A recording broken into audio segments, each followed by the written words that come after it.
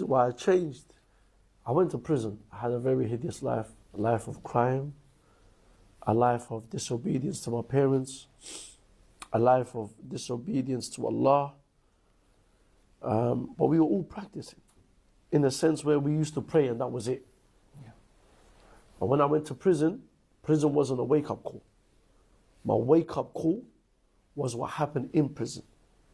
When I saw my mum coming to a visit, when I see my mum in her modesty, not hijab, modesty, head to toe, people need to know what the difference is.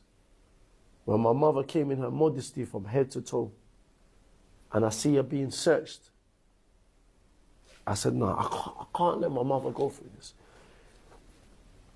And the reason why it was a big wake-up call, on that day I found out what happened the day I went to prison. The day I went to prison, Sheikh, I left to go to court. I knew I was getting sentenced. I went, that's it. I went to court. I packed my bags. I know I'm going to prison. This is my sentencing. My judge told me, you're looking at jail time, so come prepared. You're going in.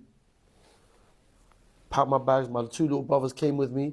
My older brother hugged him, kissed him, and he went to work. I went to court. I got sentenced to 66 months to do half of that. To do 33 months, because in the UK you do half. So you got sentenced to 66 months, I did 33. Going there now, Sheikh, my brothers came back to the area. The same day my brothers came back to the area. My youngest brother and his friends, they were waiting around somewhere. Then they came across some enemies. So now they contacted my other brother saying, yo, you need to come down. These times, the day before, we was playing with a shotgun just to make sure it's loaded or whenever. So my other brother's getting messages, come down, there's issues there. Like he's panicking now. He jumps on the push bike, he comes down to the area, comes down with a shotgun. He's across the road now. He's looked at my brother and his friends like, where is he? The guy was acting like a civilian, the guy that was our enemy. He came around the bus stop, stabbed my brother twice in the neck, once in the chest. My brothers fell off the bike now. My youngest brothers run across the road. They're having a knife fight. He stabbed my brother 11 times. My brother stabbed him like around 18, 19 times. So they're just going at it. But when you're that adrenaline is coming in, you're just going in. And then my youngest brother runs to my brother, and this is subhanAllah, I said to my brother, look, you see, when you love and when you go life through pain, you know how to bond with each other. My youngest brother saw his older brother on the floor when the blood is just squirting out. And even though he's got 11 holes in him, he's putting pressure on the brother on his neck and looking at him. Then my other friend took out the shotgun from the bag and shot the guy in the back. Took off his whole shoulders. Man, them would say, but you're a criminal, you don't deserve it. No, bro, this was survival. What are you talking about? You don't know. I understand. It wasn't, you told me a little bit about it, that your upbringing and the bullying Sheikh, we've and never how you ever, end yeah, up... Sheikh, we've never ever done nothing for status. People just kept going at you. It wasn't over, some people might think it's, you know, what happened. But I gathered from you it was nothing about drugs or anything like that. Nothing, Sheikh. People were just after you, just happened to be in the wrong place. And your circumstances and your background, that's what you were telling me. Sheikh, it upsets me to know that the subhanallah. Muslims call us criminals. You didn't choose that. Thank you. It upsets me that the Muslims call us criminals. That the Muslims like, look at this roadman, ex-roadman, now he thinks he's an imam. But shut your mouth. What are you talking about? You have no idea, Sheikh. You never said you're an imam. Amongst us, you've acted like a very humble young student who was ready to learn. We have to take it easy on you and be fair to you and merciful and compassionate to you. I've learned so much about you in these 4 days, Akhi Ayman. I see you like almost, I mean, I don't look it, but I'm old enough to almost be like your father.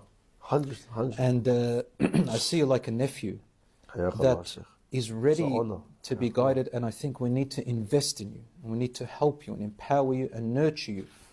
And you get more knowledge, inshallah, more wisdom, because you have a foundation we don't have. And that is, you understand the youth better than anyone else. Perhaps Allah subhanahu wa ta'ala may have did all these circumstances for you to bring something out of you. But youth should understand that this is not the life. And they should not follow. It's not called. It's a rough, tough. I can tell you are full of pain. Alhamdulillah. You are full of pain. And you're finding for the first time your paradise. So your mother went to visit you in the prison, and she was in her modesty. Tell us the moment that made you change. Sheikh, is the fact that I couldn't touch her and I couldn't hug her. Behind the glass. Because I had a close visit. Normally you have a normal visit where you come and they bring you some food and someone with like snacks that you normally get from the canteen.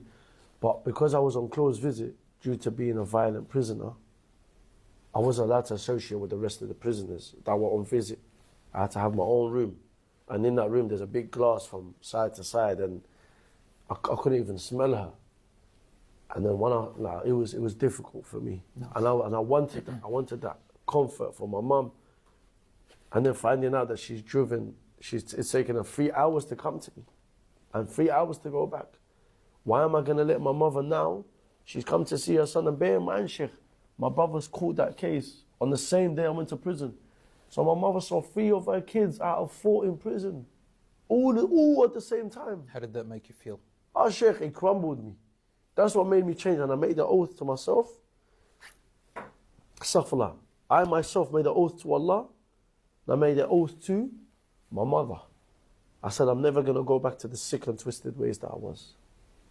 I'm making a promise that I'm going to be, inshallah, coming out. Bear in mind, I never ever got hurt on the streets. I got rushed, that's nothing. But actually getting stabbed or getting shot, no. I got shot at by my enemies on 3 different occasions. But alhamdulillah, no bullet touched me. The reality, Allah had me. But when I came out of prison, I got tested. And while my brothers were still in prison, I came out of prison, I was tested as in like, and Allah told you, you claim you believe, and you won't be tested. Let me test you to see if that oath you made with me in prison meant something, or that oath you made with your parents meant something. And I got stabbed the first time by a friend at a train station on my way to a dentist appointment. I saw him. This is the same guy that I actually had a fight with back in the day, before prison. I found that he became a Muslim. Allah. I saw him at the train station. We hugged it out. We said salam to each other, and happy days. I said to him, "Oh, forgive me. You're Muslim now. You're my brother. I got you." Like, you understand? He goes to me, "So you're not going to go back to the roads?"